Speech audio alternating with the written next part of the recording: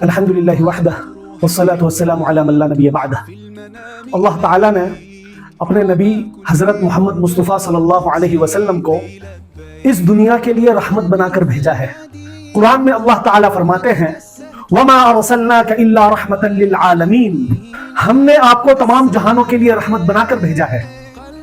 رسول اللہ صلی اللہ علیہ وسلم نے اپنی زندگی کے ہر لمحے سے ہمیں یہ دکھا دیا کہ صحیح علم حاصل کر کے اس پر عمل کیا جائے اور سب کے ساتھ انسانیت اور اخلاق کے ساتھ پیش آیا جائے، جاتی اور گناتی دیکھے بغیر ہر انسان کی سیوا اور خدمت کی جائے۔ آپ صلی اللہ علیہ وسلم بچپن ہی سے صادق اور امین کہلائے۔ آپ صلی اللہ علیہ وسلم نے ہمیں یہ سکھلایا کہ انسان کا اصل حسن اس کا کردار ہے۔ مسند احمد کی روایت ہے، میں اس لیے بھیجا گیا ہوں کہ اخلاق حسنہ یعنی گڈ مینرز کو مکمل کر دوں۔ یعنی آپ صلی اللہ علیہ وسلم کے دنیا میں بھیجے جانے کا ایک بڑا مقصد یہ تھا کہ انسان کو اخلاق سکھائے جائے، لیکن افسوس ہمارے معاشرے میں اخلاقی تربیت کمزور ہو چکی ہے۔ چند دن پہلے ایک اسکول میں ایک بچے نے دوسرے بچے کو قتل کر دیا۔ یہ خبر سن کر دل دہل گیا۔ میرے عزیز بھائیوں، آج کل ہمارے بچے دن رات موبائل اور ٹی وی پر خون خرابے والے ڈرامے اور گیمز دیکھتے ہیں، کبھی گینگسٹر ڈرامے اور کبھی کرائم سیریز اور کبھی ایکشن موویز اور کبھی فری فائر اور پب جی جیسی خون ریز گیمز۔ ان سب چیزوں نے ہمارے بچوں کے دل اور دماغ کو کھوکھلا کر دیا۔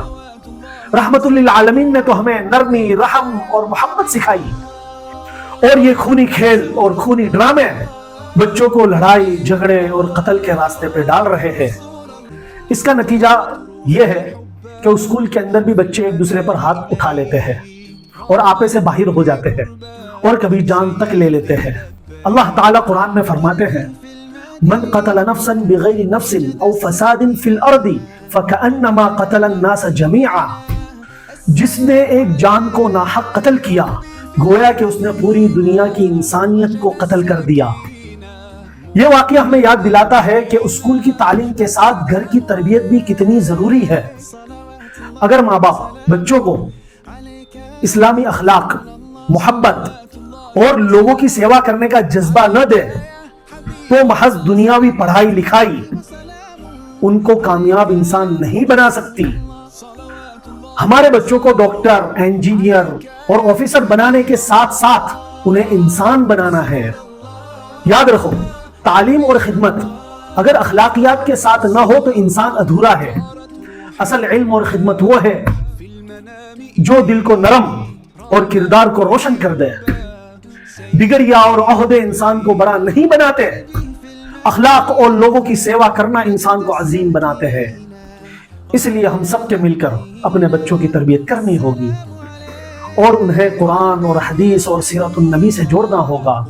ربیع الاول کے ان دنوں کا سب سے بڑا پیغام یہ ہے کہ نبی سے محبت کا مطلب یہ ہے کہ ہم ان کی سنتوں کو اپنی زندگی میں زندہ کریں۔